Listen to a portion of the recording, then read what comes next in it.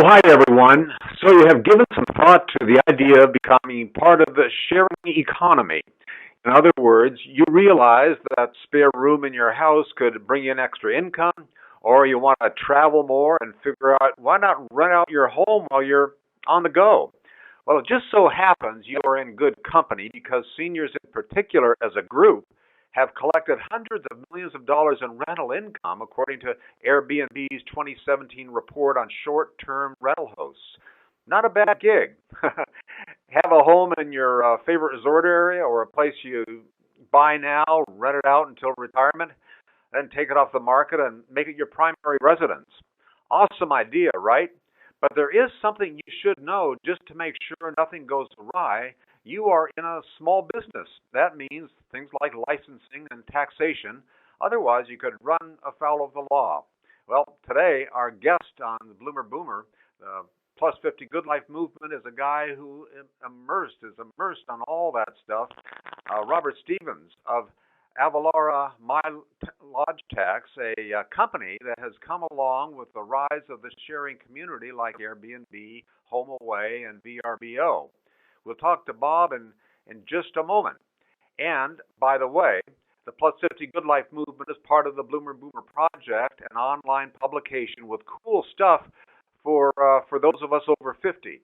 The shows are live on Facebook, YouTube, some are recorded, and all are on the bloomerboomer.com website. You can catch our live shows 3 days a week, Tuesday, Wednesday, and Friday at 1 p.m. Now, we'll be right back with Robert Stevens of Avalara My Lodge Tax right after this.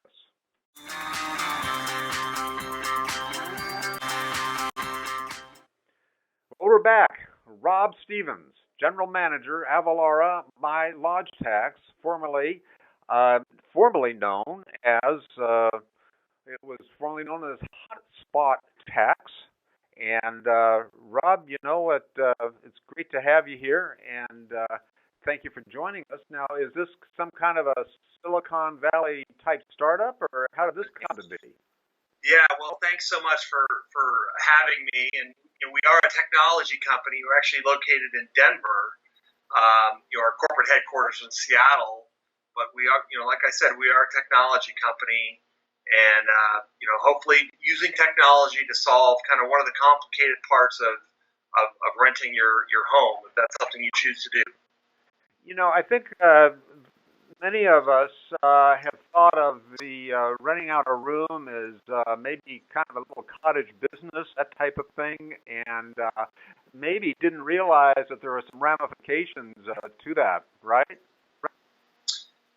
Yeah, absolutely. I mean, I would, first say that renting your home or room has become, I started in this business almost 20 years ago, and I was fortunate enough to have a second home in Vail, Colorado, but I wasn't, successful enough just to be able to keep my home and use it whenever I wanted to. I needed to generate some rent to help pay for the mortgage and other costs. So, in 2000, like I said, almost 20 years ago, I put the property on VRBO, one of these internet listing sites, and it was a very powerful way to connect with travelers and generate some rent on the property. So it was really through that experience and some initial success where we came across some of the licensing and taxation issues. So to your point earlier, it's a great way to generate some extra income. It's become very easy to do on these websites. They handle a lot of the hard work for you. But one of the things you need to do is make sure you are properly registered or licensed in the community where you're renting. And then there's lodging taxes that you need to collect from the guests whenever they book the property, and those are remitted to typically different agencies, city, county, and state each month or each quarter. So there's a few of those details that are important to stay on top of.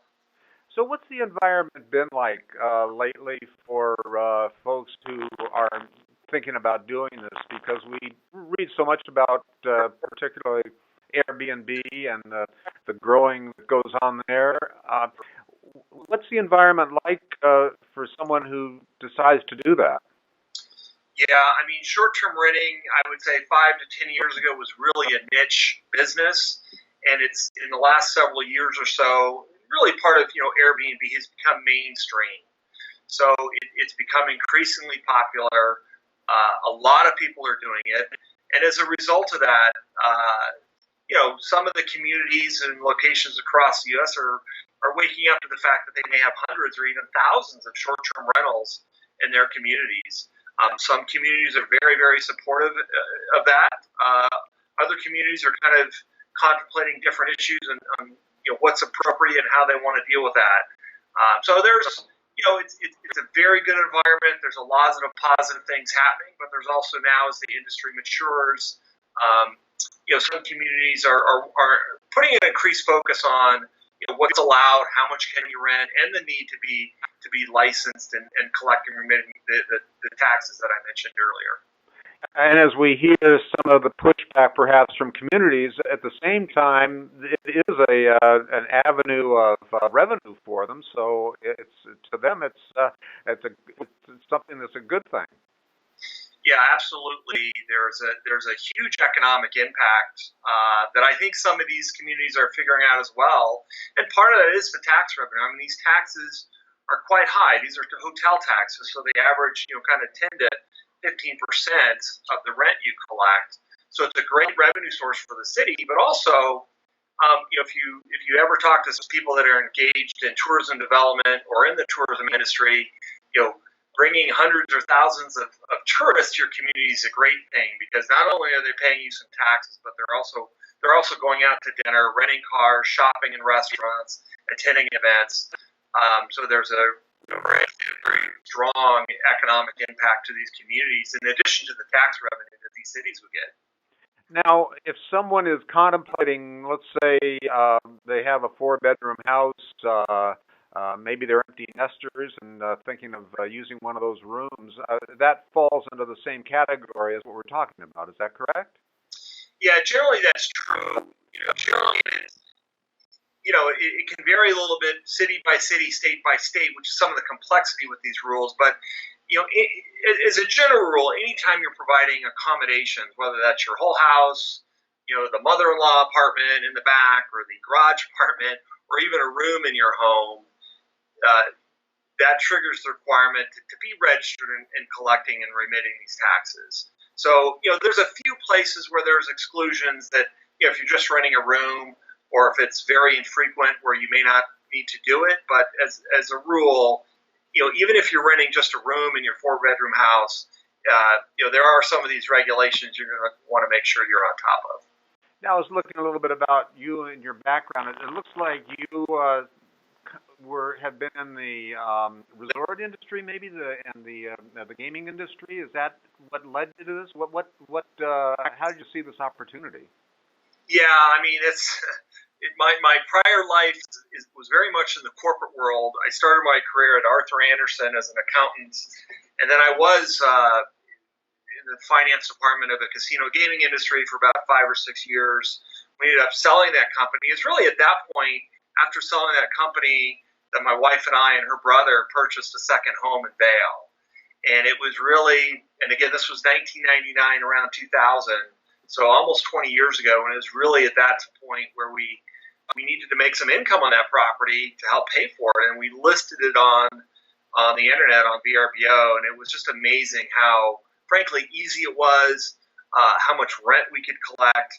And then the other part of the experience was, over the years, we've had hundreds and hundreds of guests, and we really haven't had, there's a couple of experiences where there was maybe some minor damage or some guest issues, but it was amazing how kind of respectful the community was, how easy to do it, and how economically powerful it was just to kind of list your property by yourself on their internet, and without the use of a manager that may charge some extra fees and some extra costs. But it was really through that experience of renting on our own, and we came across these requirements to collect and remit taxes, and then started a business to help people solve that part of it. And I can kind of come from the other end. As a traveler, I got an Airbnb for the first time down in Santa Monica, and it was a really pleasant experience. Got to know the people a little bit, and I guess that's part of the the unique experience in being a renter is really getting a taste of where you're visiting. Yeah, absolutely. I mean, I think people, whether they're owners or hosts or renters or travelers, approach this, um, from different perspectives, different needs. Some people it's just purely financial; they want to make some extra money on their property. Um, some people want to meet different people or meet travelers or have different cultural experiences. So, these websites, in addition to kind of the sharing economy and the economics involved. For a lot of people, it is a way to actually connect with somebody in a different city and maybe get some insights into where to visit and have a bit of a cultural experience as well. Now, you had mentioned when we were talking off air here a little bit that this is particularly attractive to people over 50, baby boomers, seniors. What have you found in that regard? Well, a lot of our customers, of which we have, tens of thousands, do tend to skew to be an older demographic. I think part of that is, millennials don't necessarily have, the money or wealth yet to go out and purchase a second home. Although a lot of people now are doing this with their primary residence, they're just renting a room. A lot of our customers are, I would say 50 and up, and a lot of them, bought second homes really with the lens of, they were still working, they bought the home, so they weren't using it a lot because they were still very much engaged in their careers, but they wanted a place that they could look to. That's where they wanted to retire. So a lot of our customers really, purchase second homes, use short-term renting on these websites is really a way to kind of pay for the house while they were kind of working towards retirement. And many of our customers have since retired, and then they take the home off the market, and they move to their retirement destination, wherever that may be. So, short-term renting, at least for a lot of our customers, has been a really powerful tool to help them, purchase a home and own a home that they otherwise really wouldn't be able to afford and get a foothold in that location where they really want to retire when that time comes. So we aren't necessarily giving investment advice here. This is maybe you look at this a little bit differently. You can certainly look at it as an investment, but perhaps there's a little bit different mindset that one should probably think about when they make this decision. Yeah, it gets back to some people. Some people it really is an investment, or they're very serious about it, or they're all in. I think there's another segment that I think has become very popular on Airbnb where maybe it's your primary home, and it's just a way to rent it a few days a month, or a week a month, or a couple of weekends a month, maybe while you're away, or maybe you can go visit some relatives if you rent the property. It's a way really for another segment just to generate some extra income. Whether that's $500 or $1,000 or $1,500 a month.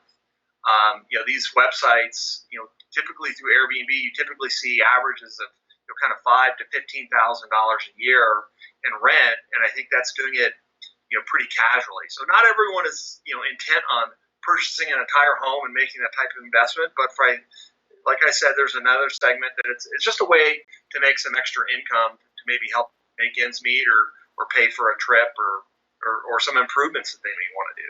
So let's get into how your reason for being, you might say, there become tax issues that apparently can be fairly complicated, and that's where that's the niche that you fill, right? Yeah, exactly. So anytime you're short-term renting, and I'll get a little technical. We'll try to keep it minimal on the technical side. But short-term renting in most states is less than 30 days. So if you're renting obviously by the night, by the weekend, by the week, that's what's considered short-term. And now if you're doing monthly rentals in most states, that's considered long-term. And so, governments, communities, they don't want to tax long-term rents or residents. That's not the intent here. The intent is really to tax short-term rentals and travelers. This is really hotel taxes. And, the way the laws are written, the hotel tax basically applies to short-term rentals, whether that's a cottage, a single-family home, a condo, or even a room in your home. So that's what triggers the requirement is short-term renting less than 30 days. Is there what happens to someone who says, "Oh my goodness, I had no idea that this was a requirement"? Are they in deep deep doo-doo trouble, or what? How does that lead to Well, them? I don't like to dwell on the negative too much. I mean, that does happen. I think even in today's marketplace, vacation renting has become very, very popular. The rank and file person is just not familiar with lodging taxes. They just haven't dealt with it before. So there's a lot of confusion out there. And just to give you a little more, technical side to it, these taxes, one of the problems is there's multiple taxes involved. So there can be a state tax, a city tax, and a county tax. So you have multiple layers of taxation. People just simply aren't aware of it. And if you aren't collecting and paying these taxes, really, in theory, the city or the state can approach you. They could review your records or even audit you and assess you for back taxes, which, if it's a 10 or 12% tax on, thousands of dollars in rent, it can add up to be, a sizable amount of money. But again, that's why, a service like us is available is, we're going to handle all of those complicated requirements for people, city, county, state, whatever forms are required, whatever licenses are required, or we'll tell you the tax rate and handle whatever monthly or quarterly reports need to be remitted to keep everyone in good standing. And I understand that some of those requirements can vary from community to community, state to state, so you have to be pretty much on top of all that. Yeah, exactly. Lodging tax is what's considered a state and local tax. So, if you have a rental property in Miami Beach, you pay tax to the city of Miami Beach, Dade County, and the state of Florida.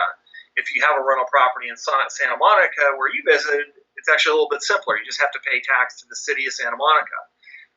If you're in Seattle, it's a series of city, state, and county taxes, but they're all paid to the state of Washington. So my point in going through a few examples is it really varies by every city in the U.S., and that's some of the complexity here. Is each city, county, and state have their own taxes and have their own rules, and so it's always it's relevant to the address of your rental property. So that's what wherever your rental is located, that's where you need to focus on what the tax requirements are. But it does vary by city, which makes it complicated. Yeah, no doubt. So, Rob, if someone wants to, find out more about this and maybe get ahead of the game, how do they go about doing that?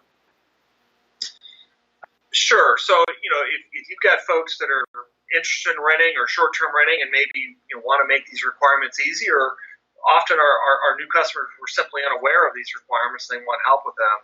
But we have a website. It's mylodgetax.com, and that's where they can learn more about our service, more about these requirements, and if they want our help, they can sign up online, and we're happy to help them.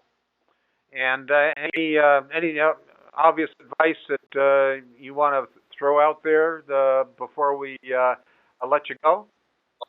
Well, the only thing I would add, and it's not really tax or licensing related, but I talked about my own experience, and you talked about your experience as a traveler, and it's been a great experience. I think sometimes people really worry about, they're attracted to short-term renting for the economics of it, but then they worry about property damage or what's the guest going to be like.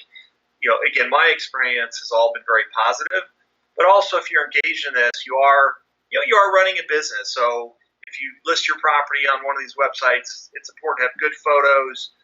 It's important to, set reasonable rental rates.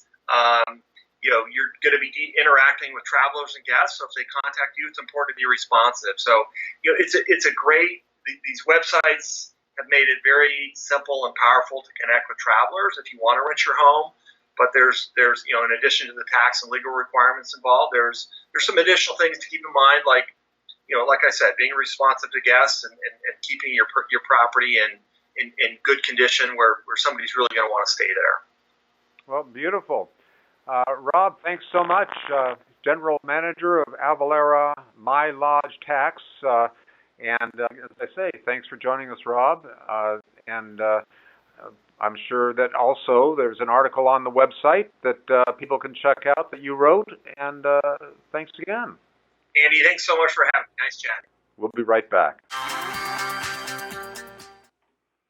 Well, I hope you liked the show and learned a thing or two. The full show will be available on YouTube and at Bloomer Boomer. The audio version will be available on Apple Podcasts, iTunes, And we have other shows coming up with some amazing guests. Please like us on Facebook and visit us at bloomerboomer.com. So long.